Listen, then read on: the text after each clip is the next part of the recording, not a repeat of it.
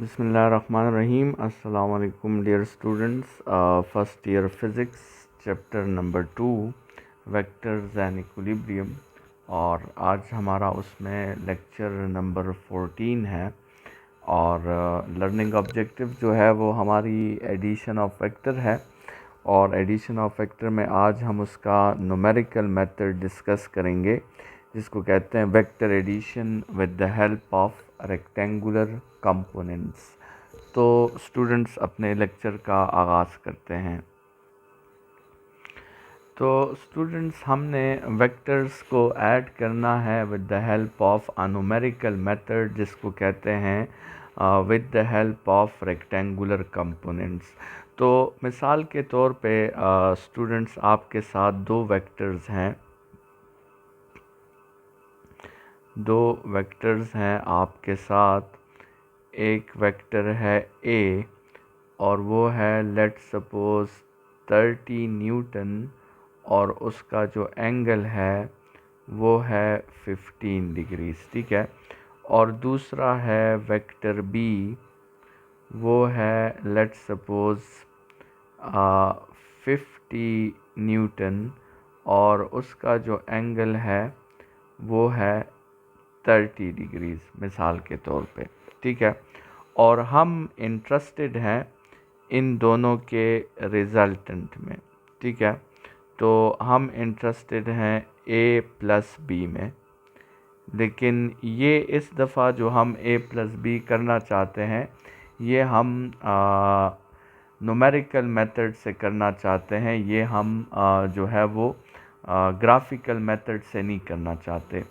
वैसे अगर हम इस ए प्लस बी को जो है ग्राफिकली ऐड कर दें, तो ज़रा वो डायग्राम जो ऑलरेडी हमने बनाया था, ज़रा उसको दोबारा भी हम बना लेते हैं, और वैसे ही इस a प्लस बी का हम ग्राफिकल डायग्राम भी रिप्रेजेंट कर लेते हैं।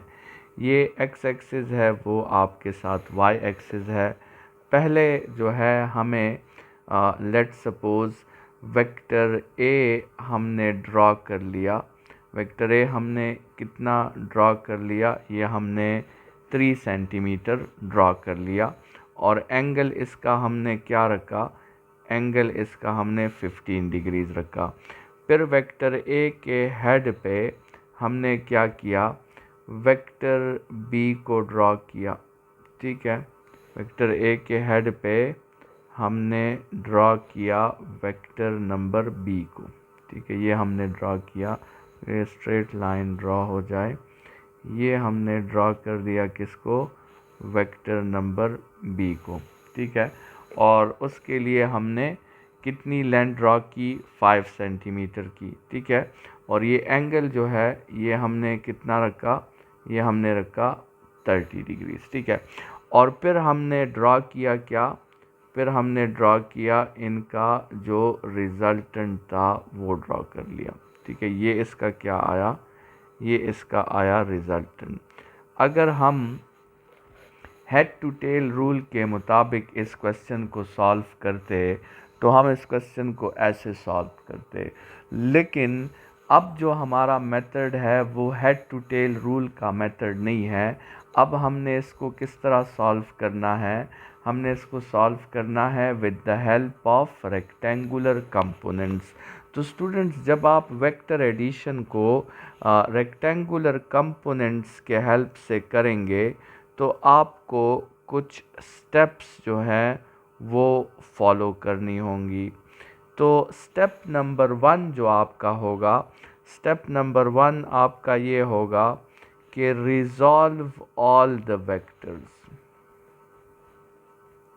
Resolve all vectors. Resolve all vectors का मतलब क्या है कि आपको जो दो वेक्टर्स गिवन है, ये जो वेक्टर ए आपको गिवन है और जो वेक्टर बी, मतलब जो इंडिविजुअल्स आपको गिवन है, तो वेक्टर ए को आप क्या कर लो? वेक्टर ए को भी दो कंपोनेंट्स में रिजॉल्व कर दो, और वेक्टर बी जो है उसको भी आप दो कंपोनेंट्स में क्या कर लो, रिज़ॉल्व कर लो। मतलब वेक्टर ए को आप रिज़ॉल्व कर दो ए एक्स और ए वाई में, और इसी तरह बी को भी रिज़ॉल्व कर दो बी एक्स और बी वाई में। ठीक है। सो जितने भी आपको इंडिविजुअल वेक्टर्स गिवन है, उन तमाम इंडिविजुअल वेक्टर्स को क्या कर लें, उनको रिज़ॉल्व कर लें। मतलब अगर आपके साथ जो है दो इंडिविजुअल वेक्टर्स हैं तो उन दो को 4 में कन्वर्ट कर दें। अगर 6 इंडिविजुअल वेक्टर्स हैं तो उन 6 को 12 में कन्वर्ट कर दें। अगर 3 इंडिविजुअल वेक्टर्स हैं तो उन 3 को 6 में कन्वर्ट कर दें। ठीक है। तो जितने भी आपके साथ इंडिविजुअल वेक्टर्स गिवन हैं, सबको क्या कर दें, सबको रिज़ॉल्व कर दें। और देखें अब ए जो होगा, इस ए को जो आप रिज़ॉल्व करेंगे दो कंपोनेंट्स में, मतलब इस ए को जो आपने रिज़ॉल्व करना है, एक ए एक्स में और दूसरा आपने इसको रिज़ॉल्व करना है ए वाई में।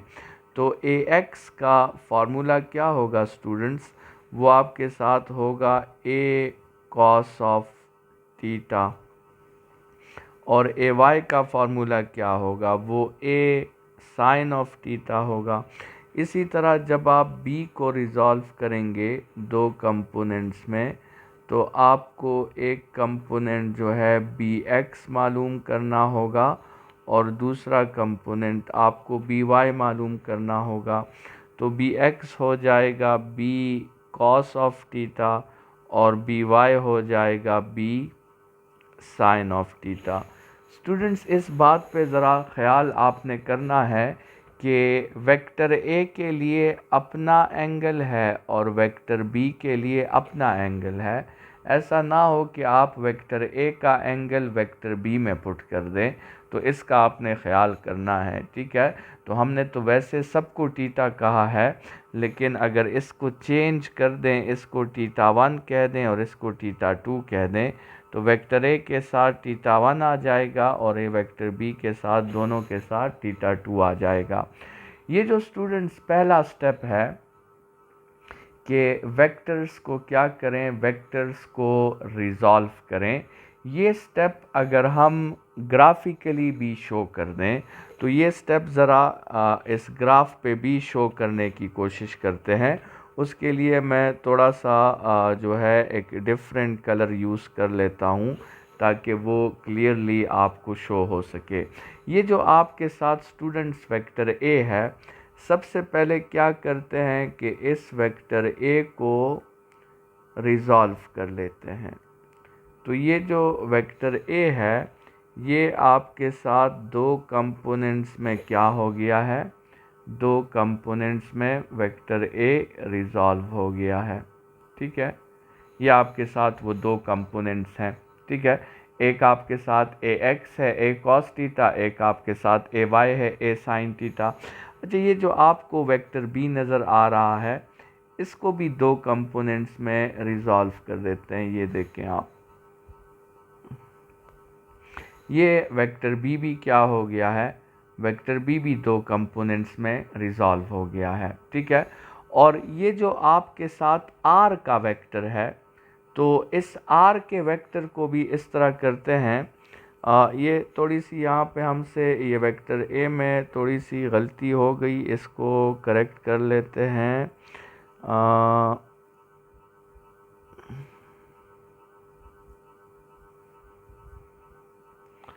सब्र करें, इसको थोड़ा सा और भी स्मॉल कर लेते हैं। हाँ, ये अब ठीक हुआ। ठीक है। सो आपके साथ वेक्टर ए भी रिज़ॉल्व हो गया और वेक्टर बी भी रिज़ॉल्व हो गया। देखिए, ये आपके साथ है ए एक्स, ये आपके साथ है ए वाई, ये आपके साथ है बी एक्स और ये आपके साथ है बी वाई। ठीक है। अच्छा, अब इस तरह करते हैं कि ज़रा इस आर को भी रिज़ॉल्व करते हैं। ठीक है। आर को एक डिफरेंट कलर में रिज़ॉल्व कर देते हैं। अच्छा, देखें इस आर को, देखें ये जो आर है, इसका एक कंपोनेंट हॉरिजेंटल बनेगा आर एक्स, ठीक है, इसको क्या कह देंगे, आर एक्स कह देंगे। और एक कंपोनेंट इसका वर्टिकल यहाँ तक बनेगा, ठीक है, इस कंपोनेंट को क्या नाम दे देंगे, इस कंपोनेंट को हम आर वाई का नाम दे देंगे। अच्छा, अब स्टूडेंट स्टेप नंबर 1 हमारा हो गया है। स्टेप नंबर 1 क्या था कि जितने भी आपको इंडिविजुअल वेक्टर्स जो हैं वो प्रोवाइडेड हैं, उन इंडिविजुअल वेक्टर्स में आप सबको क्या कर दो, सबको रिजॉल्व कर दो, ठीक है। अब आते हैं स्टेप नंबर 2 की तरफ। जो आपके साथ स्टेप नंबर 2 है स्टूडेंट्स, तो वो कौन सा स्टेप है, वो है रिजल्टेंट का एक्स कंपोनेंट फाइंड करना। स्टेप नंबर 2 क्या है, रिजल्टेंट का एक्स कंपोनेंट फाइंड करना। और उसके लिए स्टूडेंट्स आप क्या करोगे, आपने ऐड करना है all the x components. Resultant का एक्स कंपोनेंट फाइंड करने के लिए आपको क्या करना होगा, आपको तमाम एक्स कंपोनेंट्स ऐड करने होंगे।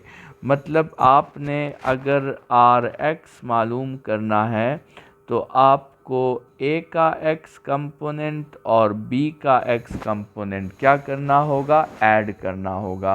स्टूडेंट्स अगर 3 वेक्टर्स हैं तो फिर तीनों को एक्स कंपोनेंट्स को ऐड करना होगा। अगर 4 वेक्टर्स हैं तो चारों के एक्स कंपोनेंट्स को ऐड करना होगा। और अगर n वेक्टर्स हैं तो उन n के एक्स कंपोनेंट्स को आपने ऐड करना होगा। स्टूडेंट्स ये जो फार्मूला है ये कहाँ से आया होगा, ये फार्मूला कि अगर आपको रिजल्टेंट का एक्स कंपोनेंट चाहिए तो आपने तमाम वेक्टर्स के एक्स कंपोनेंट्स को ऐड करना है। ये फार्मूला कहाँ से आया होगा स्टूडेंट्स, ये फार्मूला इस डायग्राम से आया है। आप ज़रा इस बात पे गौर करें कि आपके साथ ये जो कंपोनेंट यहाँ से यहाँ तक है ये ए का एक्स कंपोनेंट है, और आगे जो यहाँ से यहाँ तक है स्टूडेंट्स ये उस b का x कंपोनेंट है। तो आप अगर r के इस x कंपोनेंट को देखें और ज़रा लाइन ज्योमेट्री पे आप गौर करें तो ये r का x कंपोनेंट असल में किन दोनों की एडिशंस हैं, ये असल में इस ax और bx की एडिशन से आता है। तो इसलिए जो है r का x कंपोनेंट कैसे फाइंड होगा, तमाम इंडिविजुअल्स के एक्स कंपोनेंट को ऐड करके। स्टूडेंट्स ये दूसरा स्टेप हो गया। अब इसके बाद आता है तीसरा स्टेप, और तीसरा स्टेप है आर का वाई कंपोनेंट फाइंड करना। स्टूडेंट्स आर का वाई कंपोनेंट फाइंड करने के लिए आपने क्या करना होगा, आपने तमाम वेक्टर्स के वाई कंपोनेंट्स को ऐड करना होगा। ये जो फार्मूला है स्टूडेंट्स ये कहाँ से आया, ये फार्मूला भी इसी जो है ग्राफिकल रूल से आया है। आप ज़रा इस बात पे गौर करें कि ये जो आपके साथ ये जो वेक्टर है, ये वेक्टर कौन सा है, ये ए वाई है, और यहाँ से ऊपर जो दूसरा वेक्टर है ये आपके साथ बी वाई है। और इस ए वाई और बी वाई को ऐड करेंगे तो क्या आएगा, आपके साथ आर वाई आएगा। तो आर का वाई कंपोनेंट कैसे फाइंड होगा, जब हम तमाम इंडिविजुअल्स के वाई कंपोनेंट्स फाइंड आउट कर लें। स्टूडेंट्स जब रिजल्टेंट का एक्स और रिजल्टेंट का वाई कंपोनेंट फाइंड हो जाए तो फिर आपने अब रिजल्टेंट को फाइंड करना है। और आपने रिजल्टेंट को किस फार्मूला से फाइंड करना है, आपने रिजल्टेंट को पाइथागोरस थ्योरम से फाइंड करना है। तो स्टेप नंबर 4 में आपने रिजल्टेंट को फाइंड आउट कर लिया, और फिर स्टेप नंबर 5 में आपने क्या किया, आपने फिर इस रिजल्टेंट की डायरेक्शन फाइंड करनी है। और डायरेक्शन के लिए आपको क्या फाइंड करना होगा, आपको थीटा फाइंड करना होगा। स्टूडेंट्स ये स्टेप नंबर 5 में अंदर बहुत सी बातें हैं जिसको हम नेक्स्ट लेक्चर में फिर डिस्कस करेंगे कि डायरेक्शन कैसे फाइंड की जाती है। तो लेकिन उससे पहले जो है हमने इस लेक्चर को थोड़ा सा रिवाइज करना है कि हमने इस लेक्चर में ये न्यूमेरिकल मेथड से आखिर वेक्टर्स को कैसे ऐड किया, और इसके जो है एक जो शॉर्टकट्स हैं या जो रिवीजन है उसकी, उस पे हमने थोड़ी सी बात करनी है। तो स्टूडेंट्स ज़रा इस पूरे लेक्चर की समरी देखें। मिसाल के तौर पे आपको जो है, आपको 3 वेक्टर्स उन्होंने दिए हैं, ए, बी, सी, और लेट्स सपोज चलें 4 वेक्टर्स दिए हैं, ठीक है। तो ये जो 4 वेक्टर्स आपको दिए हैं, तो आपका जो स्टेप नंबर 1 था, स्टेप नंबर 1, वो आपने क्या करना है, इस ए को आपने कन्वर्ट करना है ए एक्स में और ए वाई में। इसी तरह इस बी को आपने कन्वर्ट करना है बी एक्स में और बी वाई में, और इसी तरह इस सी को आपने कन्वर्ट करना है सी एक्स में और सी वाई में, और इस डी को भी आपने कन्वर्ट करना है डी एक्स में और डी वाई में। ये स्टेप नंबर 1 था कि आपने तमाम वेक्टर्स को क्या कर देना है, रिजॉल्व कर देना है। अब स्टेप नंबर 2 क्या है स्टूडेंट्स? स्टेप नंबर 2 ये है कि ये जो ए एक्स की वैल्यू है और बी एक्स की वैल्यू है और सी एक्स की वैल्यू है और डी एक्स की वैल्यू है, ये जो आपके साथ ये चारों वैल्यूज़ हैं, इन चारों वैल्यूज़ को आपने अब क्या करना है, इन चारों वैल्यूज़ को आपने करना है ऐड। और ऐड जब करना है तो उसको आपने क्या नाम देना है, उसको आपने नाम देना है आर एक्स का, ठीक है। फिर आपने क्या करना है, फिर आपने ये करना है कि ये जो ए वाई की वैल्यू है और ये जो बी वाई की वैल्यू है और जो सी वाई की वैल्यू है और जो डी वाई की वैल्यू है, इन चारों को भी आपने क्या करना है, इन चारों को भी आपने करना है ऐड। ये चार जो है इनको भी ऐड करना है, और इनको क्या कहना है, इनको आपने कहना है आर वाई। तो ये जो आर एक्स को फाइंड करने का स्टेप था, ये सेकंड स्टेप था, और आर वाई को फाइंड करने का जो स्टेप था, ये थर्ड स्टेप था। और फिर आपने इन दोनों के हेल्प से इन पे पाइथागोरस थ्योरम फाइंड करना है, और फिर आपने आर फाइंड करना है। तो ये स्टेप नंबर 4 था जिसमें आपने आर, ये स्टेप नंबर 2 था, ये वाला स्टेप नंबर 3 था, और ये वाला स्टेप नंबर 4 था, ठीक है। और फिर स्टेप नंबर 5 में आपने डायरेक्शन की बात करनी है, जो कि हम नेक्स्ट लेक्चर में डिस्कस करेंगे। तो आज का लेक्चर यहीं पे वाइंड अप करते हैं, और नेक्स्ट लेक्चर में हम डिस्कस करेंगे कि इस रिजल्टेंट वेक्टर की डायरेक्शन जो है वो कैसे फाइंड होती है। तो स्टूडेंट्स अपना ख्याल रखिए और मुझे दीजिए इजाज़त। थैंक यू स्टूडेंट्स, खुदा हाफिज़।